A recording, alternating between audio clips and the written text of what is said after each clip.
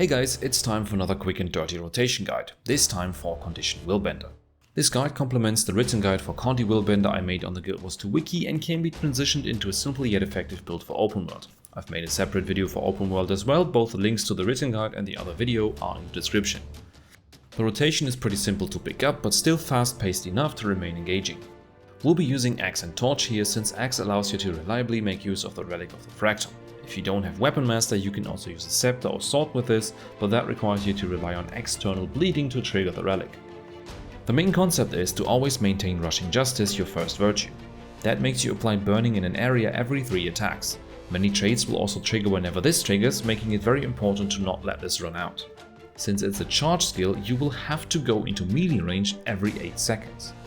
Moving on to the rotation, which is very simple. You don't need to weapon swap or anything else, and it only involves using 5 skills in your Axe auto attacks.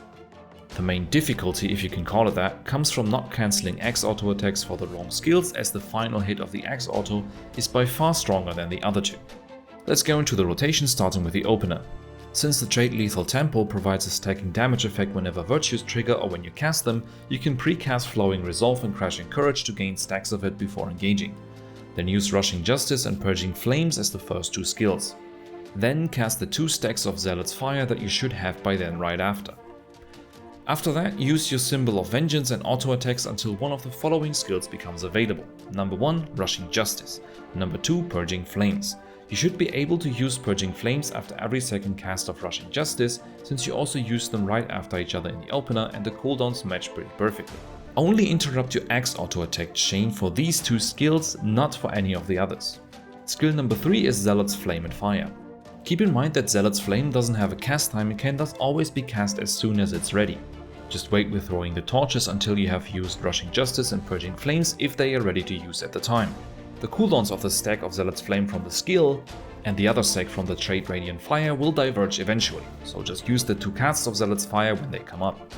Your priorities number 4 and 5 are your Symbol and Whirling Light. And that's it, you're basically just pressing stuff on cooldown and win. The rotation is pretty easy to use and quite forgiving for mistakes as long as you keep Rushing Justice up on cooldown. For CC, you have your elite skill Heaven's Palm and Blazing Edge ready to use. Right, that's it for today. Feel free to like and subscribe for the YouTube algorithm. I hope this video was insightful for you and made you want to try Willbender. See you next time and happy burning the heretics.